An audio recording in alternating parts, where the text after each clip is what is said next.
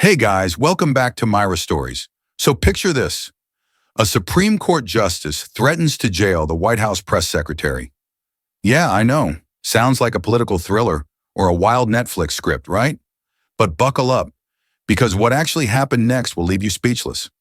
It started with a press conference that, on the surface, felt routine. Karoline Leavitt, the young, poised White House press secretary, stood at the podium and addressed the nation with calm precision. The topic? A newly passed Supreme Court ruling on government surveillance and privacy rights. But the way she framed it, let's just say it didn't sit well with certain robed elites. Leavitt criticized the court's 5-4 decision as an erosion of personal liberty and directly mentioned how even the highest bench isn't above public accountability. Her tone wasn't angry.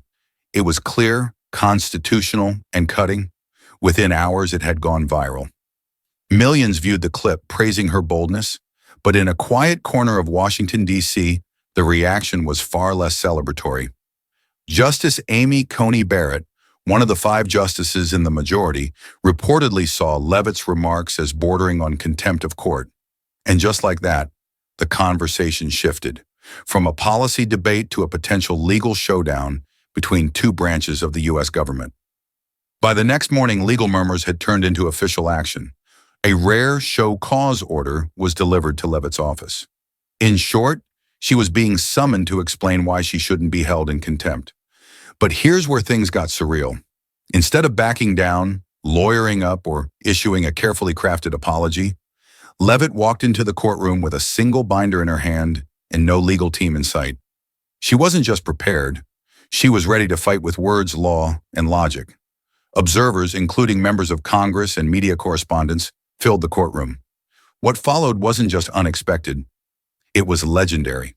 Leavitt calmly stood before the justices and cited Supreme Court cases back to 1941, beginning with Bridges versus California, which established protections for public speech, even when critical of judicial rulings.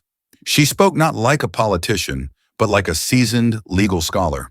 Her binder, now nicknamed the Blue Lightning by online communities, included detailed constitutional arguments, transcripts, and case law summaries. She wasn't grandstanding. She was defending the core of the First Amendment. Justice Barrett, known for her sharp intellect and unshakable composure, interrupted only once, to ask Leavitt for clarification on a precedent from 1979. And Leavitt? She didn't blink. She cited the exact volume, page, and the holding of the case from memory. A silence fell over the chamber. What had started as an effort to reprimand a government official was rapidly shifting into something else, a constitutional masterclass, and a reckoning for the very idea of contempt in a democracy that cherishes dissent. And friends, this was only the beginning. When Karoline Leavitt concluded her legal defense, the courtroom wasn't just silent, it was stunned. Even seasoned court reporters, used to years of oral arguments and high-stakes showdowns, were frozen in their seats. What they had just witnessed wasn't merely a political figure speaking, it was a constitutional tour de force from a woman no one had expected to be a legal gladiator. Justice Amy Coney Barrett leaned slightly forward on the bench, her expression unreadable. She flipped through the notes in front of her, a faint crease forming between her brows. For the first time in her career, she wasn't questioning a lawyer. She was questioning whether her very challenge had just been neutralized, publicly and perhaps permanently. And just then, Chief Justice John Roberts broke the silence.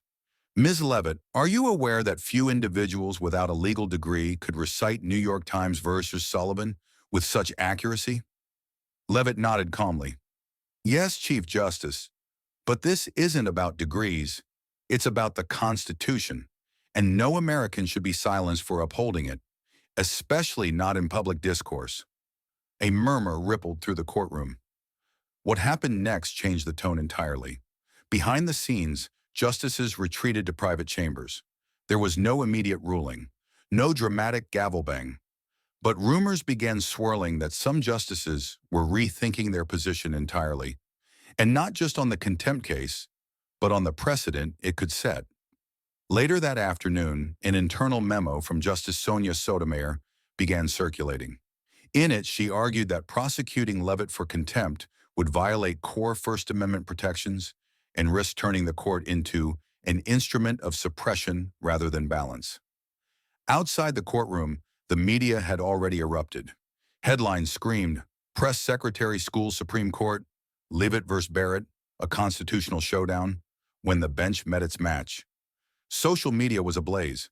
Hashtags like Wanruwando Leavitt Law, Chandra First Amendment Hero, and Constitutional Queen were trending globally. But behind the fanfare, tensions were growing. According to insiders, Justice Barrett was deeply troubled, not just by Leavitt's defense, but by her own motivation. Had she overstepped?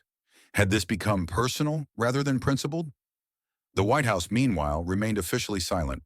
No press releases, no public backing of Leavitt, but a tweet from President Musk, just 2 words, added fuel to the fire. Constitution wins. Speculation soared. Was the president subtly defending his press secretary? Or was he challenging the Supreme Court's authority altogether? In Washington, those words carried weight. By day's end, court clerks confirmed no ruling had been issued. The bench was split, not just ideologically, but emotionally. And Karoline, she returned to her office quietly, her binder still under her arm. Reporters shouted questions, but she said nothing, just a faint smile.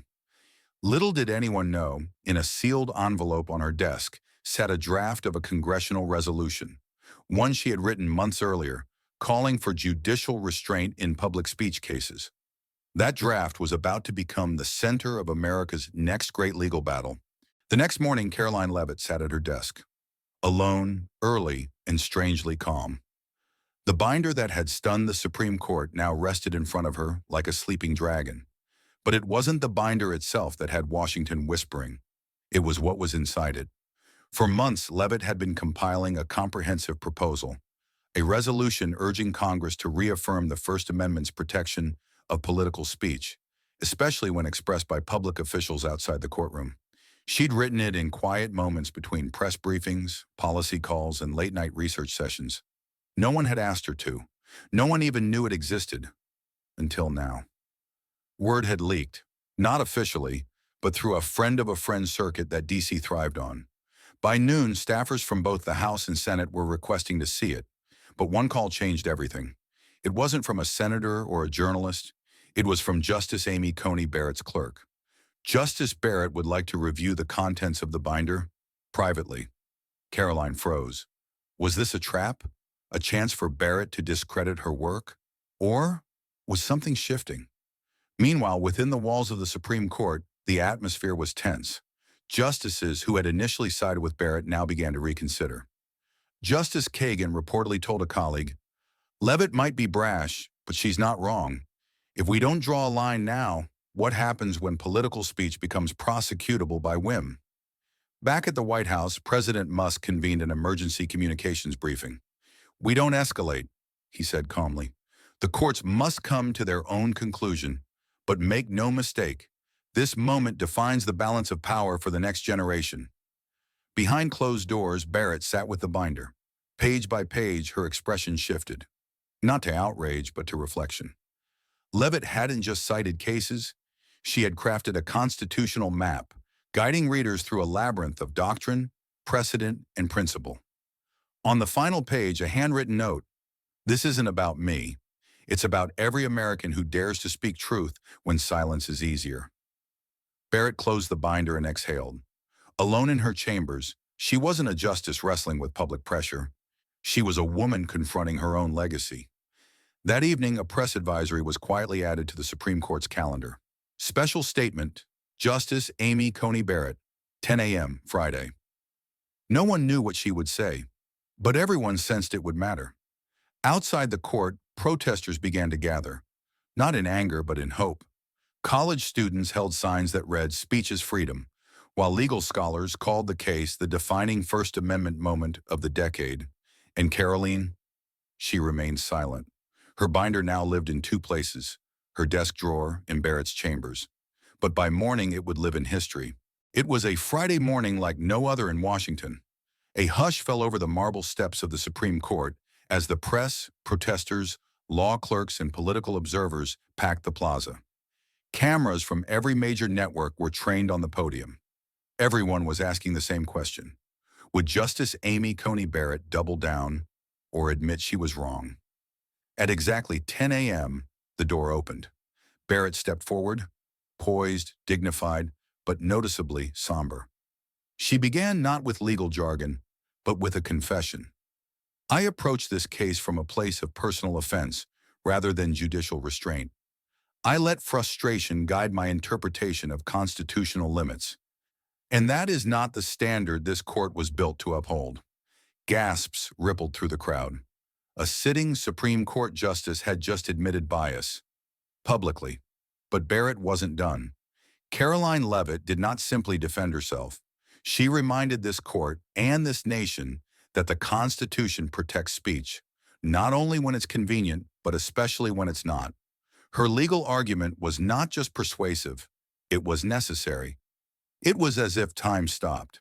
Inside the White House, Karoline watched the live feed, stunned. President Musk, seated beside her, leaned over and whispered, "I believe you just rewrote legal history." Barrett continued, proposing an extraordinary next step.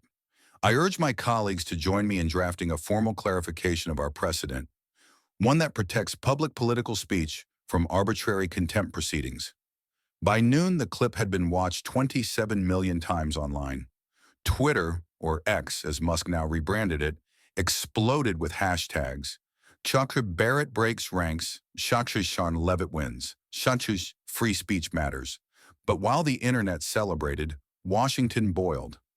Some members of Congress accused Barrett of political theater.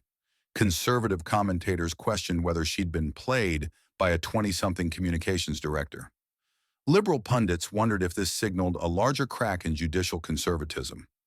Meanwhile, within the Supreme Court itself, clerks began working overtime.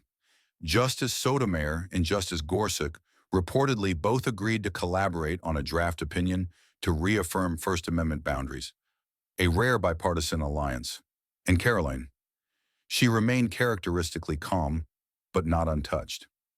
That evening, she found a handwritten letter slid under her office door. No signature, just 4 words. "We're watching. Back off." Secret Service was immediately alerted, but Karoline brushed it aside. "Let them watch," she said. "I'm not backing off. I'm just getting started." The Capitol buzzed with cautious optimism. For the first time in months, the nation had witnessed a moment of judicial humility and a rare gesture of bipartisan integrity. Justice Amy Coney Barrett's public statement had flipped the script. But what followed next, no one saw coming. Just 2 days after Barrett's televised remarks, a confidential draft opinion, co-authored by Justices Barrett, Sotomayor, and Gorsuch, was leaked to the press. And it wasn't just any opinion. It was titled, "Reaffirming First Amendment Boundaries, the Case for Political Speech in the Executive Arena."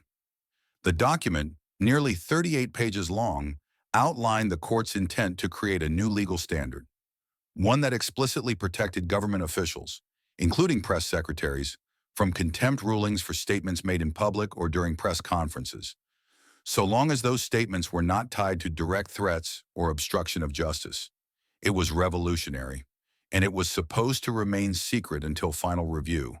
But someone, inside the court, had other plans. The leak hit the headlines at midnight. By morning, political tempers had ignited like gasoline. Fox News called it judicial mutiny. MSNBC called it the rebirth of constitutional honesty. CNN demanded an investigation into who had breached the sacred wall of court confidentiality. At the center of it all stood one person, Karoline Leavitt. The Senate Judiciary Subcommittee on Ethics and National Security wasted no time. They summoned her, not as a witness in contempt, but to explain her influence on what now appeared to be a historic shift in judicial doctrine. The hearing was broadcast live. Karoline walked into the chamber in a navy blue blazer, hair tied back, a small stack of case files in hand. No lawyers, no entourage, just conviction. Senator Harris, chair of the subcommittee, began with a pointed tone. "Miss Leavitt, did you in any way coordinate with members of the Supreme Court in drafting or influencing this leaked opinion?" Karoline didn't blink. "No, Senator, I presented a constitutional argument, publicly and transparently. What the justices chose to do with that is their prerogative. I didn't influence them. The law did. The room stirred. Senator Cruz leaned forward. Do you believe you were targeted because of your age, or because you're a woman speaking in a male-dominated arena? Karoline looked him in the eye. I believe I was targeted because I didn't stay in my lane. And that's the problem with this town. Too many people think the lanes are permanent. That moment went viral. Her answer, clipped and shared across platforms, became a battle cry. I didn't stay in my lane. Outside the chamber, protests formed, some in support, others in outrage. Meanwhile, Supreme Court security was doubled.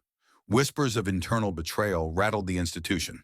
Behind closed doors, Chief Justice John Roberts launched a private probe to uncover the leaker. But even more pressing, would the court stick to the draft opinion now that it had been tainted by scandal? It arrived without a return address. No stamps, no postmark. Just a plain white envelope slid under Karoline Leavitt's office door sometime during the early hours of dawn. Her assistant found it first, resting on the mat like a silent threat, or perhaps a warning. Inside was a USB drive and a handwritten note. You're right. It wasn't just about the law, but be careful. They're watching you now.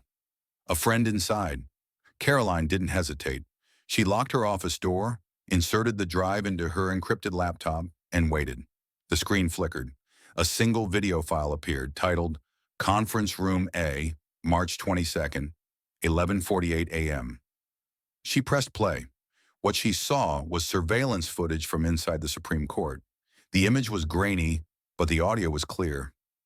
3 justices, Amy Coney Barrett, Sonia Sotomayor, and Brett Kavanaugh, were seated around a private table, pages of legal drafts scattered before them. Then came the voice that froze Karoline in her chair. Justice Clarence Thomas. We can't go public with this until we're unified. If we fracture on the First Amendment now, it'll be blood in the water. Barrett pushed back. It's not about politics anymore.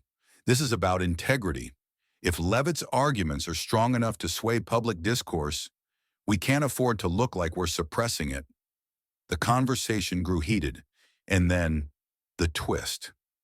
Justice Kavanaugh glanced around and said quietly, Roberts won't let this stand. He thinks she's dangerous, too young, too bold, too smart, and he's looking for a way to shut her down without making her a martyr. Barrett, then he'll have to go through me. The video ended. Karoline sat in stunned silence. This wasn't just a confirmation that the court was divided. It was proof that her legal challenge had triggered a power struggle at the highest level of the judiciary. Even more shocking, it revealed Chief Justice Roberts as the one secretly orchestrating a move against her. But who sent the video? That question didn't linger long. Later that night, Karoline received a secure message from an encrypted source. The sender ID was blurred, but the contents weren't. It read, "They wanted you silenced, not prosecuted. But your words echoed louder than expected. If this goes public, Roberts' credibility will shatter, and the court will never be the same again." She forwarded the video to her legal counsel, encrypted and secured. At the same time, Barrett received a red folder, hand-delivered. Inside, screenshots of the leak investigation findings. The source? An internal clerk, working under Justice Roberts. The implication was crystal clear. The leak came from the Chief Justice's office. Barrett, stunned, paced her private chambers. She picked up her phone. For the first time since the scandal began, she called Karoline directly. Ms. Leavitt, I believe we need to talk. In person. The meeting was set for the next morning, but what neither of them knew was that the press had already gotten wind of the internal drama, and within hours, major outlets began reporting. Chief Justice under scrutiny for leaked draft opinion. The Supreme Court building stood silent, imposing, cloaked in morning mist. But inside its walls, a confrontation that could alter the course of American constitutional history was about to unfold. Not in a courtroom, but in a private, guarded room known only to senior justices. The Marble Room. Karoline Leavitt arrived at 8:57 a.m. sharp. No aides, no press. Just her in a slim leather folder pressed tightly to her side. Waiting for her inside was Justice Amy Coney Barrett, Eyes sharp, expression unreadable, flanked by two clerks who exited as soon as Karoline stepped in.